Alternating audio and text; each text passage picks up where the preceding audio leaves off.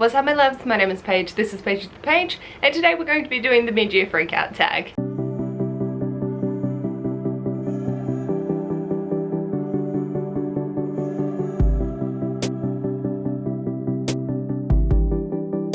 Hello my darlings, welcome to this video. Today I'm going to be answering the questions to the mid-year freakout tag. This was originally created by Ellie from Earl Grey Books and Is That Shammy. I also have the questions that Gavin from Gavin Reads It All's adaptation came into play as well. I also really enjoy seeing Leandra from the TBR Zero's mid-year calm down tag, but we know I'm chaos, so I continue to freak out at every step of the way. I will leave Leandra's tag also linked down below if you want to see something different and looking more at the calm rather than the chaos. The first question is, how's your 2024 reading year gone so far? And I'm gonna say eclectically, but also adaptably. I have really enjoyed making my TBRs this year with all my goals in mind. It definitely has been a process, but I found that I'm able to make things work in ways that I wouldn't have thought of before. Ash has definitely helped me to get to the point of, if the rule can't be bent, then it's broken, and getting book prompts to fit in the most chaotic of ways, but I absolutely love it. I've had so much fun making my TBRs, which is something that last year was a bit more of a struggle. Question number 2 is, what is the best book you've read so far? For that one, it's How High We Go in the Dark by Sequoia Nagamatsu.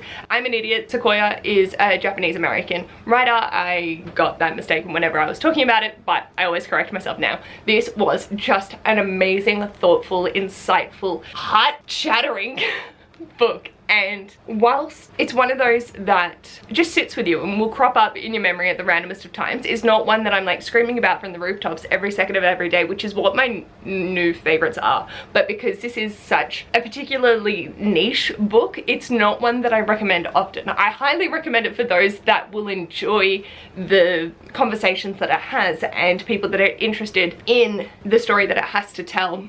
But it is one of those that not everyone will enjoy to the same capacity that I have. So I haven't been shouting about it from the rooftops, but if anyone asks, I definitely say it's the best book that I've read this year. It's one of those ones. I'm not usually one that is good with following intergenerational stories or multi-generational stories like Cloud Atlas, where it spans the long periods of time. But this did it in a way that was so interesting and well crafted that it was just beautiful. Highly, highly recommend for those that can deal with pandemic stories as well as the exploration of a very long period of time. Question number 3 is the best sequel I've read so far. It's Fool's Fate by Robin Hobb. This is the third in the Tawny Man trilogy, and holy mother of sweet lord, I'm broken. It's fine. It is fine. I can't talk much about the plot as this is following our second series with Fitz in the realm of the Elderlings, and it's so expansive. It is so much more. I just love the way that Robin Hobb writes. I love our characters. I love being hurt in the feelings. I love being on the edge of my seat. I love it. I love it so much, and every time it all holds up. So it really is such marvelous reads. Question number 4 is my favorite reread. I haven't reread a single thing, and that fills me with joy. For the most part, I don't reread books. There were, in the past couple of years, rereads for nostalgia's sake, to start those series and make progress in them, like the Animorphs, the Beautiful Dead, and the Laws of Magic series, I think, are the most common ones, as well as my reread of Matilda, which I do once a year, but this year it is in October, so I don't have one, and it is going to be a reread this year. It's probably only going to be Matilda. Question number 5 is a genre I've been loving / reading the most. So I have read the most, with 50% being fantasy.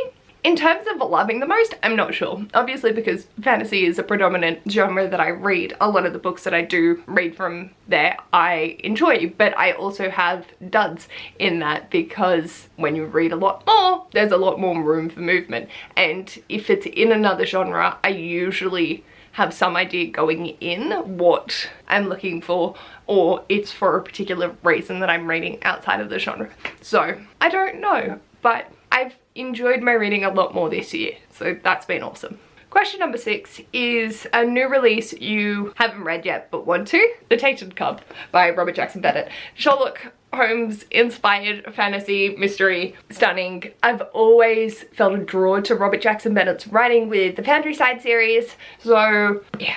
And now I own this. Sorry, it's on the list. But it's the first in a series, so I'm like, why couldn't he have come out with a standalone? But that's fine, it's fine. Everything is fine. I am just so excited. I love this edition. I'm so happy that we got it. I talk about it in like nearly every video at the moment, but it's just so my vibe. And so I'm very excited to actually dive in. I don't know much about what the mystery is. I think there was a tree has erupted from someone's body. And that's all I've got. And that's all I need to know. I'm so excited. Question number 7 is the most anticipated release for the second half of the year.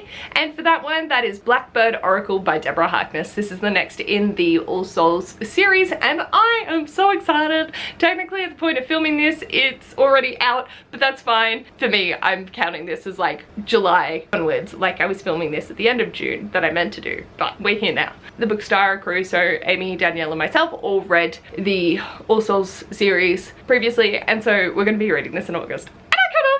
Question number 8 is your biggest disappointment of 2024 so far. For that, I have to go with An Arrow to the Moon by Emily X. Harpan, and I'm devastated about this. I wanted to love this so much and I just didn't. I love Emily X. Harpan's writing in The Astonishing Color of After, but this just didn't hit in the same way, unfortunately, and there were components to it that just fell flat, and I was gutted because I really wanted to. I thought this was going to be a 5-star book and it ended up being a 3.5, I think. So it's not a bad book, it just didn't quite work for me, unfortunately. So I'm so sad about this. But my biggest surprise of 2024 is actually The Kiss Quotient by Helen Huang. I have procrastinated on reading this forever and a day and ended up picking it up, even though I didn't want to start more series this year, but that's fine. It's also for my Reading My Rainbow Challenge, so I'm fine with it. But this really took me by surprise with how much I enjoyed it. I know that it was a booktube darling, but then there was a lot of conversation about it, leaning more towards the next books in the series, not this one in particular.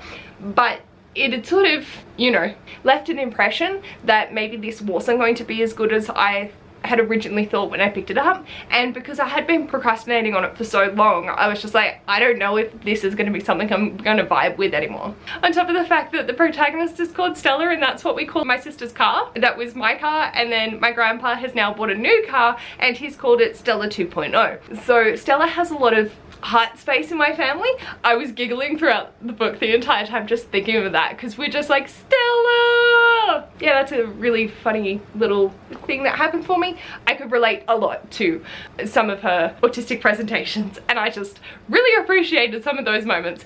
Hurt quite significantly, but appreciated it. I think for me, Michael actually was the letdown for me in this. Just with the way that he approached things, I was just like, yeah, but he wasn't that. And I really appreciated seeing a male escort that was respectful to women, and just so much of it was positive. So I had an exceptional time with it, and it surprised the shit out of me. Question number 10 is favorite new to you author, so either new to me or a debut. Fonda Lee. Damn, just I want to pick up everything they've written now, including the 2 novellas in the Greenbone Saga series, as well as the Untethered Sky, which is one of their new releases. I'm not sure if it's a novella or not. I think it is. But anyway, fuck, this was exceptionally well crafted. I think the third one definitely let me down in terms of the pacing and the time jumps, but aside from that, the rest of the series was just amazing. Characters loved. Like, so much joy, and it really took me by surprise, and I'm really happy. Also, we could say Sequoia and Nagamatsu, but I haven't made any plans to look into their backlist yet, whereas with Fonda Lee, I've been more aware of their work that is currently and readily accessible for me. So the likelihood of me picking up more of their stuff is just that little bit higher. Question number 11 is newest fictional crush, and that is definitely Malone from Queen Takes Rose by Katie Robert. Oh lordy. I don't think that they would have been a newest fictional crush without the audiobook narrator. Just, damn. Poor Ash had me like absolutely squealing on the couch, just going, oh my god, I cannot deal. And I played him snippets and he's like, I completely understand. And I'm like, I know, right? So yeah. Oh damn. Oh! So, speechless. Question number 12 is newest favorite character. We're gonna see a little bit of reappearance for these, so apologies. I don't normally try and have repeat answers, but I gotta be honest with myself. Shay. Just Shay. I related to her so hardcore, and she's just one of those people that yes, I get it. I love it. Thank you for existing. Thank you for being Q. She was flawed, but she took ownership, and everything we talked about, anytime we talked about Shay, we always had so much to talk about because she was such a complex and dynamic character. She was just fabulous, and I adored her character. I adored seeing her growth. I adored seeing her standing up for herself and her beliefs.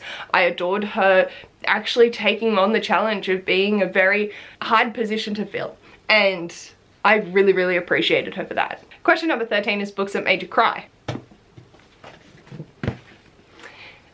Golden Fool, Jade Legacy, like, goddamn! Hobby and Fonda, please leave my heart alone. I can't take it. Damn! Damn, these bitches know how to get in my feels. I was gonna say, book that made you cry. All of them? I feel like I have been very emotional this year. Yeah, true. Also, How High We Go in the Dark. Absolute sobbing mess. Oh, you were floored by that book. I was and that's so funny because I hadn't even written it down on my list, and I've just looked over it and I'm like, that made me cry worse than all of them. Oh my god, I think it was like the second story or the third, and I just, nah. As a teacher, that, like, obviously I'm definitely more in the, like, please don't put kids around me at the moment, I know, but a part of me still genuinely cares for the next generations to come. So, this second story fucked with me hard. And I think I got more upset at the fact that I was so upset over kids because I don't want to care about kids. Question number 14, on the flip side of that, is a book that made you happy. And Detective Bates and the Case of the Missing Hat by Lee Chen. Fuck, this was the cutest thing I've read all year. It is so wholesome. It is a junior fiction. Like, it's not even a middle grade. It's a graphic novel, and it's a cat who loses his detective hat, so he goes on an adventure to find his hat. It's so cute. It is just so wholesome. It doesn't dumb it down for kids. There's a bird in it, and it says a particular word, and it sort of like spells it out, and they're like, what's that? And then they explain it. So it's like, oh, okay, that's what that means. I can't remember what it was, but it was not a common kids word. I was like, I appreciate that. And it deals with different topics that, you know, did it in a really wonderful way. I thought it was great. Made me very happy. I read the entire thing while at Ash's work one day because he was like, here, look at this. And I'm like, I can't put it down. I need to know, does he get his hat back? It was very cute. Question number 15 is the most beautiful book you've bought this year. Like I said, repeat answers aplenty this year. The Tainted Cup by Robert Jackson Bennett. Like, look at it. It's stunning. It's the naked hardback with the spine and the just, ow. I adore this cover. I genuinely was not going to get it, even though I desperately wanted it. First book in a series, like, and I said to Ash, and he's like, ooh. I was like, well, if you like it, we can get it. And then I bought it. I had a gift card from a refund for a purchase that I'd made before that was a jigsaw puzzle. So I didn't technically pay for it, right? Girl math. That's how that works, right? Question number 16 is, what are the books you need to read before the end of the year? So all my bookish peeps, so there's 26 of those. My book haul revisited, so they're going to come up, and hopefully some more 2024 purchases, as well as continuing off some series and anything that fits for readathons that I'm participating and or co-hosting in, because why not? So I'm not even going to go into like what those 26 are, because check out my goals video. I'll leave it linked below. Question number 17 is a favorite video you've made so far in 2024. Doing the whodunit recommendations with pulling the cards and then having to match the book to those three just was so much fun to film. Ash was so fun, like just running out to him being like, I don't know how to combine these help? And he's like, what about artist stretch? But it worked. And then we're like, yeah, cool. It was definitely a collaborative effort, which I really, really loved. And then my TBR Pluto videos have just been utter chaos, and I've really been enjoying that. So it was really nice bringing it back, and doing it over the 2 months has definitely been what I needed to. Whilst I'm not getting to play it every month, I think the 2 months works better. Question number 18, a video you thought would flop but have done well. My vlogs, I fully expect most of them to flop, just because I don't watch vlogs, I don't make my vlogs short, and there's not really a lot of b-roll or like visual interest. It is me just talking, but some of them have really done better than others, which surprised me. Like my 1 week 1 shelf has definitely been popular, so I was really happy with that. Number 19 is any upcoming videos you're excited to make. My August TBR video should be fun because I don't know everything that I'm trying to work into that, and hopefully there will be an announcement video going up next month for stuff. Actually, there's now going to be 2 announcement videos going up for stuff because that's what I do. Question number 20 is any channel goals before the end of the year. Like I said, I'll leave my goals videos linked below that has my channel goals and all of that in it, but really just chipping away at my bookish peeps and deciding what I want to do with my channel going forward is the main priority for me for the end of the year. And then question 21 is new creators I've been loving. I think I've been watching quite a few of these for a while, but I don't think I've talked about them often, and so I want to. So there's Bethany Noel, Library Unbounded, Keep Calm with Books and Coffee, and Plumbella 2. Yes, that is the Sims channel. I ain't even mad at it. So each of these creators have been bringing something fresh and interesting to my subscription feed, and I've really just been enjoying the content that they've been putting out. They're all fabulous people, and I just really have enjoyed getting to see what they're getting up to, and I will have them all linked below for you to go and check out. I have been mostly watching Plumbella 2 for their Sims busting out content.